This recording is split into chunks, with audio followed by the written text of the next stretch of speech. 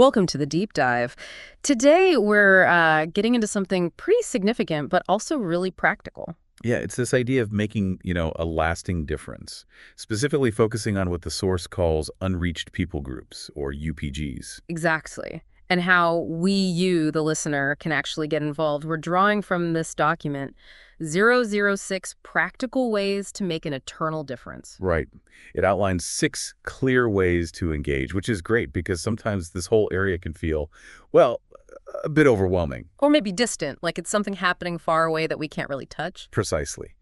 But this guide kind of breaks it down into tangible steps, things anyone can potentially do. So we're going to unpack those. Okay, great. So the 6 areas mentioned are learn, pray, go, send, welcome, and mobilize. Before we jump into those, maybe just a quick clarification on unreached people groups. What does that term actually mean in this context? Good question. Yeah. Basically, it refers to a distinct group of people, usually sharing a language or culture, where there isn't really a self-sustaining local community of believers capable of sharing their perspective within that group without outside help. So there are barriers, cultural, linguistic, political, maybe geographic. Exactly. Barriers that limit their access to hearing different viewpoints on life, faith, meaning, that sort of thing. Okay, that helps frame it. So let's look at the first practical way the document highlights. Prayer seems simple, maybe, but it stresses its strategic importance. It really does. And it's not just, general prayers. The idea is strategic, focused prayer. And that's where resources like the Joshua Project come in, which the document mentions. The Joshua Project. Yeah, they provide detailed info on specific groups, their situations, their needs. It lets you pray, well, more intelligently, you could say, with real understanding. And they have that email sign up, don't they? The Unreached People of the Day. Yes. That's a really practical tool highlighted in the source. You get an email daily about a specific group. Gives you something concrete to focus on each day. Totally. Imagine lots of people praying specifically for the same group on the same day. That's powerful. The website for that, let me see, it's legacy.joshuaproject.net, unreached-prayer.php. Got it. So prayer is presented as a really accessible first step. Anyone can do it. Absolutely. Which leads nicely into the next point, actually. The importance of giving, financial support. Right. And the document brings up an interesting angle here from Glenn Schwartz about supporting ministries in a way that empowers them rather than creating unhealthy dependency. That's a crucial distinction, isn't it? Giving wisely. And it connects to supporting things like training. Training for missionaries? Yeah, equipping people for effective cross-cultural work. The document mentions the Perspectives on the World Christian Movement class, for instance. Oh, yeah, Perspectives. That's a well-known course. It is. And supporting that kind of training, well, it has a ripple effect. You're investing in people who will then go on to hopefully engage effectively and respectfully. The Perspectives website is perspectives.org. The document also points out some areas that might fly under the radar for giving, things like Bible translation. Exactly. Things that maybe don't have a natural fan base or giving constituency. Bible translation is huge. Organizations like Wycliffe Bible Translators are mentioned. Their site is wycliffe.org. That makes sense. Giving people access to foundational texts in their own language is, well, foundational. It is. And also things like gospel radio broadcasts, reaching into specific UPG areas. These are strategic ways giving can make a real difference, breaking down communication barriers. So it prompts us to think, okay, where can my contribution have a really lasting impact? Precisely. Now, the document also lists going as one of the 6 ways, physically relocating. Which obviously isn't for everyone, but it's part of the picture. It is, and it connects directly to the next one, sending. If people are going, they need support. Which brings us back to prayer and financial giving and ensuring they have that good training we just talked about. Exactly. It's all interconnected. The sending structure, financial, prayer, logistical, emotional support is vital for those who do go. Okay, so let's shift gears to something maybe more people can do directly, regardless of location. Welcome. Ah, yes. This is a fascinating section. It highlights the opportunity with international students. Right. So many students come to study in, say, the US, UK, Australia, Canada, from all over the world. And many are from these very UPGs we're discussing. And here's a pretty sobering statistic the source mentions from the traveling team.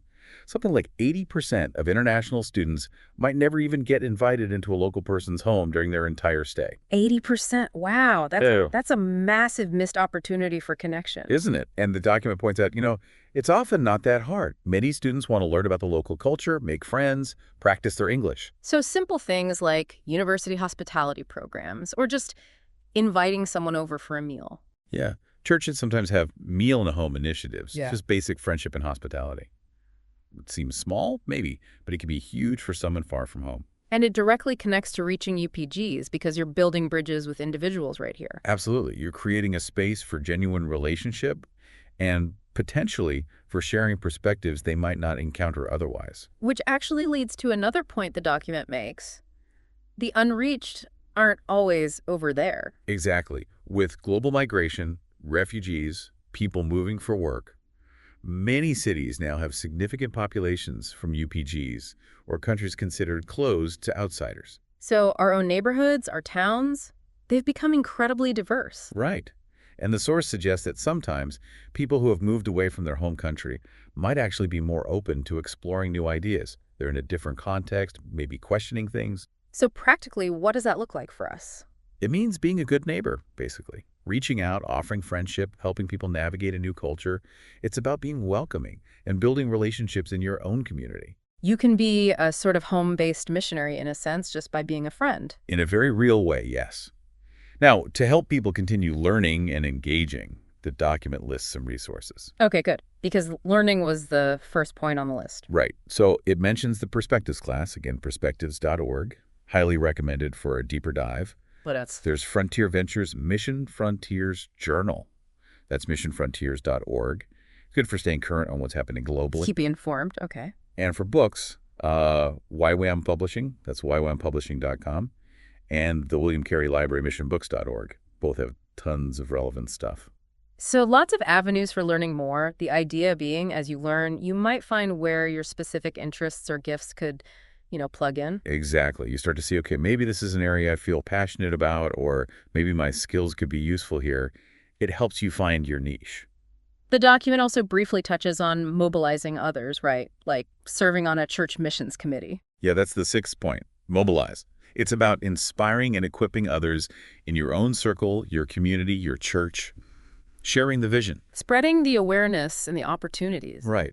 Creating that ripple effect. It's not just about individual action, but collective effort too. So wrapping all this together, the core message seems to be that taking some kind of step is important. The source references the idea that faith without action is, well, incomplete.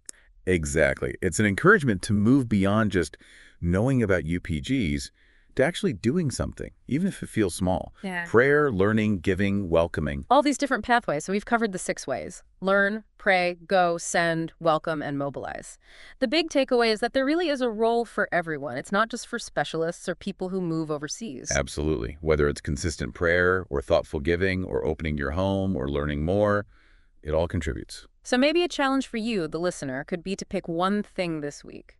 Just one small step. Yeah, like maybe sign up for that Joshua Project daily email we mentioned, or just click on the Perspectives website or one of the publisher sites and browse for 5 minutes. Start somewhere. And here's a final thought to leave you with, building on this. Okay.